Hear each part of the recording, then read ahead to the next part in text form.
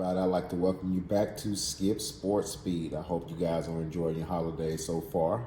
We got some great stuff on tap for you today, from the NBA all the way down to the conference championships in college football. If today is your first day tuning in, why don't you hit that subscribe button or hit that notification button. That way you can keep up with all of my new content and look at all my old content. I would like to start off the show with some college football. As everybody knows, it's conference championship weekend, and these games right here have big implications on the college football playoffs with the new format. So I just want to go over like the games that were played and just to see where some of these guys, how these guys have fared, and you definitely get a good idea of where these guys are going to land. Based off the new format. First, we want to start with the AAC championship game with Army getting the win over Tulane 35-14. I'm an Army vet, so you know I was definitely rooting for them, so go Black Knights. This is, I believe, Army's first conference championship they've ever had. This is by far the best season I've ever seen them have. Army running back Kanye Udo rushed for 158 yards and 1 touchdown. And next up for Army is Navy. So let's see if they can finish out the season strong. And we'll see if they make it in the 12-team playoff. Boise State faced UNLV in the Mountain West Championship game, and they got dubbed 21-17, mainly off the legs of their workhorse running back, Ashton Jeanty. He rushed for 32 carries, 209 yards, and 1 touchdown. That just was crazy and fun to watch. He's always been fun to watch. For the season, he's rushed for 2,497 yards and 29 touchdowns. That right there sounds like a Heisman Trophy winner to me. Hunter will be close, but Jeanty deserves that award.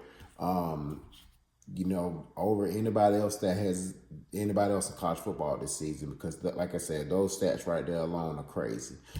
In the Big 12 championship game, Arizona State defeated Iowa State, 45-19.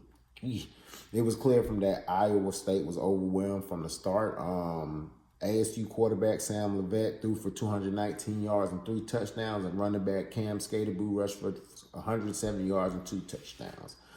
This was very impressive considering that ASU was picked in the preseason to finish last in this conference, and this is their first year in the conference. So let's see where these guys get placed in the 12-team playoffs and see if they can continue to make the haters look stupid. Clemson won a close one against SMU in the ACC championship game with a score of 34-31. Cade Klubnik had a game going for 262 yards and 4 touchdowns. His wide receiver, Brian Westcott Jr., had 8 receptions for 143 yards and 2 touchdowns. SMU offense could not get it going in the first half. I was watching this game and I really thought that Clemson was going to blow these guys out, but then quarterback Kevin Jennings came back. He had 340 yards passing with 3 touchdowns, and running back Bashard Smith had 113 yards on the ground. Unfortunately, it wasn't enough because a field goal ultimately decided the rest of this game. In the Big Ten Championship, Oregon faced off against Penn State in a very high-scoring affair, and the Oregon Ducks came out on top 45-37. Both offenses put on the show. Dylan Gabriel had 283 yards and 4 touchdowns, and quarterback Drew Allen had 226 yards and 3 touchdowns. Wide receiver Tez Johnson for Oregon had 11 receptions for 181 yards. I watched this game, and it was very fun to watch. It was back and forth, and this one, Oregon proved why they were the #1 team in the nation with this game. Last but not least, we have the SEC Championship where the Georgia Bulldogs faced the Texas Longhorns.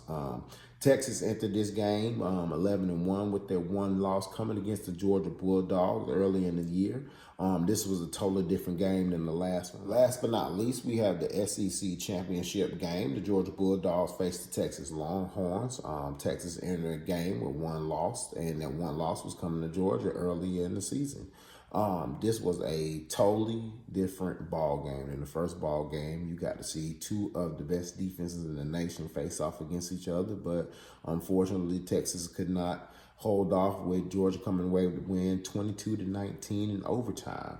Quarterback Carson Beck, unfortunately, got injured on this crazy play at the end of the first half, and Georgia had to turn to quarterback Gunnar Stockton, and he really did just enough for these guys to get the win.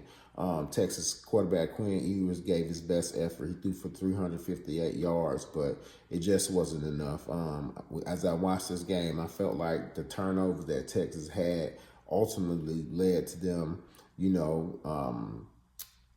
not winning this game, and they really just couldn't get their offense going, even though, because throughout the year, they definitely were one of the best offenses in the nation, and they just could not move the ball against this Georgia Bulldog defense. So, but in the end, Georgia has won their third straight SEC championship, I believe. I could be wrong, and they look like they're going to be another college football championship playoff.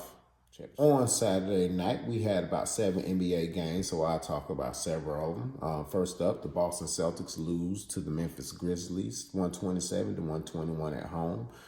Ja Morant led the way for his team with 32 points and 9 assists. Jaren Jackson Jr. added 27 points and 9 boards. For me, this was a good game because I got to see my boy Marcus Smart get on the floor for the first time since being traded. The first time he was injured, but he actually got to play. He didn't produce much, but we got to see him. The crowd, of course, they gave him an ovation. I didn't expect anything less because I know they love him in Boston, and I definitely always be a fan of him, and I wish him the best throughout the rest of his career. The Washington Wizards snapped a 16-game losing streak by beating the Nuggets 122-113. That was a very, very big win for them. Jokic went crazy in the loss, and he had 56 points and 9 boards. But that had to be very frustrating to him to put up that kind of effort in the loss. Jordan Poole had 39 for the Wizards, but both teams, I believe, had key injuries on both sides. And, so these guys pretty much had to do what they need to do to try to get the W for their win, and the Wizards came out on top. The Cleveland Cavaliers beat the Charlotte Hornets 116-102. Evan Mobley had a career high with 41 points. For the Charlotte Hornets, Brandon Miller had 25 points. The Charlotte Hornets did good considering they only had 9 players out of the 15 on their team for their squad. So, they could only do like 3 or 4 substitutions at a time. So them boys went out there and, did what they did, but they're young, so it doesn't surprise me they got the energy to do that. And last up, the Dallas Mavericks beat the Toronto Raptors 125-118. Luka Ball getting a triple-double with 30 points, 13 rebounds, and 11 assists. I believe this is his second triple-double in back-to-back games. And Kyrie Irving added 29 points. For the Raptors, Scotty Barnes had 19 and 14 assists. Grady did contribute with 30 points. And so, it was a couple of other good games out there Saturday, but these were the ones that I really looked at and they impressed me. The WNBA added an expansion team, and they named it the Golden State Valkyries. 7 of these players are from overseas, and their roster was given on paper grade a B. So we will see once the season starts, how these guys stack up, against other teams. I really don't have the names of pretty much everybody on their roster yet, and I'm not sure. I'm pretty sure their season is going to start here soon. I have to check into that. I'll definitely get more info on another one of my videos about that. So, but anyways, in men's college basketball, Kentucky beats Gonzaga in overtime, 90-89. Graham Ike for the Gonzaga dropped 28 points for the Bulldogs. Kentucky was down by 18 and came back to force overtime to come out with the win. I do love Kentucky Wildcats, so I'm glad they were able to do that. They are ranked number 4 in the nation. I would hate to see them drop down any further. North Carolina beats Georgia Tech 68-65. This snaps a 3-game losing streak for them. Seth Trimble had 19 for the Tar Heels, and Lance Terry got 22 for Georgia Tech. In women's college basketball, USC beat Oregon 62-53. Juju Watkins scores 21 points in the win. I really enjoy watching her play. This girl is a true hooper. I really look forward to seeing what she's going to do the rest of her college career and when she gets to her professional career, because she's definitely going to be a number 1 draft pick for some WNBA team. UConn drops Louisville 85-28. Sarah Strong had 21, and Azzy Fudd, contributed 18.